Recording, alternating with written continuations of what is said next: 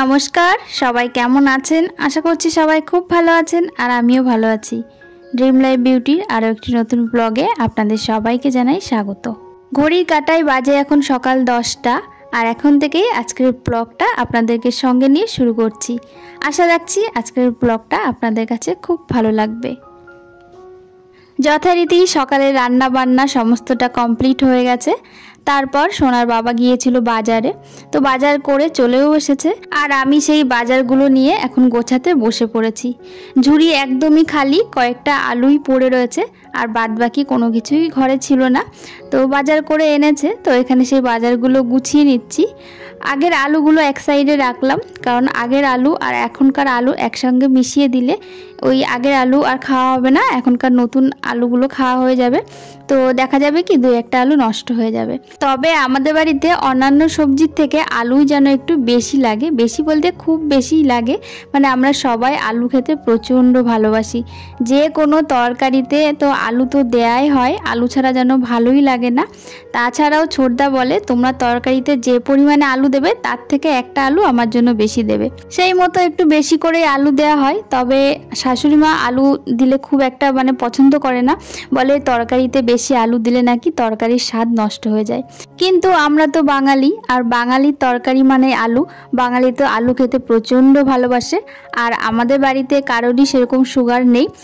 মেজদার sugar আছে, তো মেজদা তো বাড়িতে থাকে না, কাজের সূত্রে বাইরে থাকে, তো মেজদা তো আলু খায় না। আর যখন আসে তখন খুব কম তরকারিতে আলু দেওয়া হয় না বললেই চলে। কিন্তু আমরা যে কয়জন ফ্যামিলিতে থাকি সবাই আলু পছন্দ করি, সেই মতো আর কি আলু দেওয়া হয়। আর এদিকে দেখুন বাজার থেকে কুমড়ো এনেছে। আজকে যেহেতু কুমড়োর কোনো কিছুই রান্না করব না, তো সেই জন্য কুমড়োটা একটু রোদ খাইয়ে নিলাম। রোদ খাওয়ালে না কুমড়োটা বেশ ভালো থাকে। আর আজ যেহেতু রান্না হবে না, আর কুমড়ো বাড়িতে 2 দিন থাকলেই তো পচে যায়, তো সেই জন্য একটুখানি রোদ খাইয়ে নিলাম। আর এদিকে কয়েকটা ফলও এনেছে, আজকে শুধু মৌসুমি লেবু এনেছে, তো 2-3টে লেবু বেছে রাখলাম, ছেলেকে খাওয়ানো হবে। আর বাদবাকিটা ঝুড়িতে ঢেলে রাখলাম।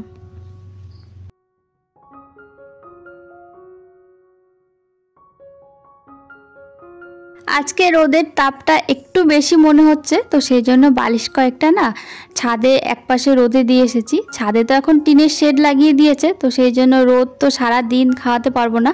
তবে এই টাইমটায় একটুখানি আমাদের সামনের যে বারান্দাগুলো আছে, সেই বারান্দার যে ছোট ছোট ছাদ আছে, তো ওইখানটায় এই টাইমটায় রোদ পড়ে, তো সেই জন্য তাড়াতাড়ি গিয়ে একটুখানি বালিশ কটা রোদে দিয়ে আসলাম। আমি প্রায়ই খেয়াল করে দেখেছি যে কোনো কাজের একটা সুবিধা অসুবিধা 2 দিকই থাকে। যেমন আমাদের ছাদে টিনের শেডটা লাগানোর পর থেকে এই শীতকালে যেমন একটুও রোদ পাবো না, মানে যেটুকু রোদ আগে পেতাম শীতকালে মাঝে মাঝে একটু ছাদে গিয়ে দাঁড়াতাম রোদে, স্নান করার পর একটুখানি চুলটা শুকিয়ে আসতাম, সেটা আর হবে না, সেই রোদটা আর গায়ে পাবো না। আর শীতকালের রোদ আমাদের বাড়িতে পড়ে না বললেই চলে, শুধু দেয় প্রচণ্ড পরিমাণে ঝোড়ো হাওয়া। আর এই হাওয়া অনেকদিন আগে থেকেই শুরু হয়ে গেছে।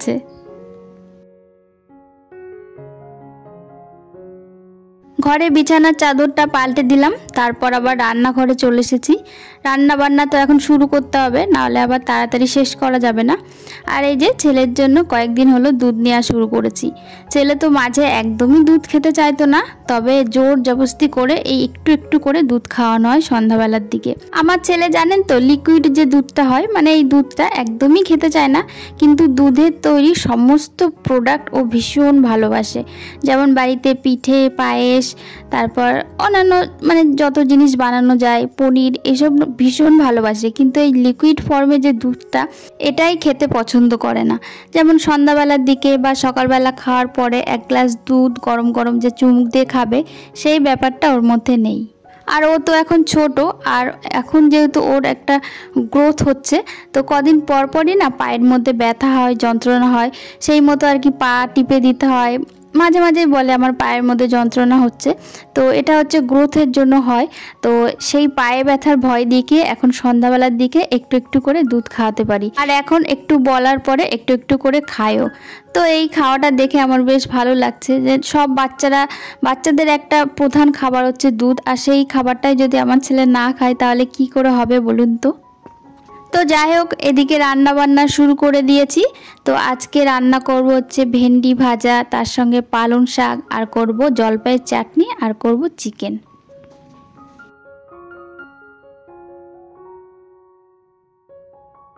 সবার প্রথমে ভেন্ডি ভাজাটা বসিয়ে দিয়েছি আর এদিকে ভেন্ডি ভাজা আমার হয়েও গেছে। ভেন্ডি ভাজার মধ্যে আজকে না আলু দিইনি, একটুখানি বেশি করে পেঁয়াজ দিয়ে কাঁচা লঙ্কা ফেলে দিয়ে এই যে ভাজা ভাজা করেছি। আর এই ভাজাটা না একটু নরম নরম করে করেছি, একটু তেল বেশি দিয়েছি তাহলে কিন্তু ভাজাটা বেশ নরম নরম হয়। আর এরপর পালং শাকটা রান্না করে নেব। পালং শাকে শুকনো লঙ্কা, পাঁচফোড়ন আর একটু বেশি করে আদা থেতো করে দিয়েছি। আর এর মধ্যে সবজিগুলো দিয়ে একটু ভাজা ভাজা করে নেব, তারপর পালং শাকটা দেব। কারণ এই সবজিগুলো একটু শক্ত, কিন্তু শাকটা যেহেতু নরম, শাকটা তো সেদ্ধ হতে খুব একটা সময় লাগে না, তো সেই জন্য সবজিগুলো একটু কষিয়ে তারপরে এই যে শাকটা দিয়ে দিলাম।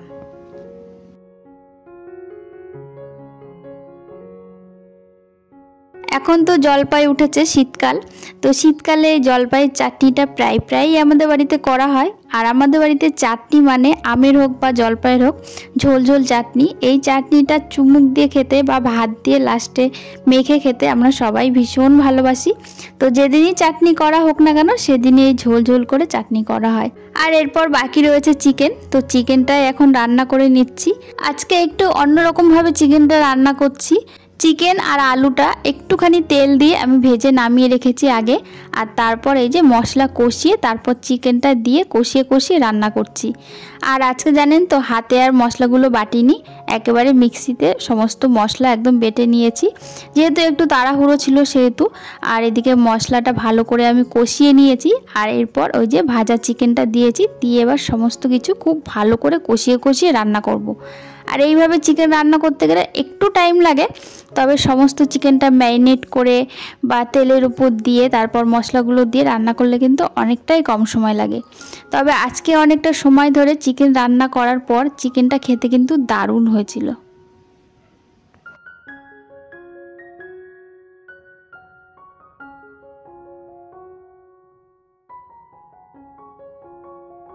চিকেনটা কষানো প্রায় আমার হাফ হয়ে গেছে। আর এই সময়ে আলুগুলো দিয়ে দিলাম। আলুগুলো একটু মোটা মোটা করে কেটেছি, কারণ মাংসের আলু না একটু বড় সাইজের হলে ভীষণ ভালো লাগে। তো আলুটা যদি ঠিকমতো সেদ্ধ না হয় তাহলে আবার একটু খারাপ লাগে, তো সেই জন্য আলুটা আগে থাকতেই দিয়ে দিলাম। দিয়ে এবার খুব ভালো করে কষিয়ে নেব, আর একটু ঢাকা দিয়েই কষিয়েছি। আর এখন দেখুন কষানোর পর তেল পুরো ছেড়ে দিয়েছে। আমি একপাশে গরম জল বসিয়ে দিয়েছি, যে গরম জল মাংসের মধ্যে দেব। আর এই সময়তে কয়েক পিস মাংস ছেলে আর ছেলের বাবার জন্য তুলে রাখবো, কারণ ওরা কষা মাংস দিয়ে ভাত খেতে প্রচণ্ড ভালোবাসে।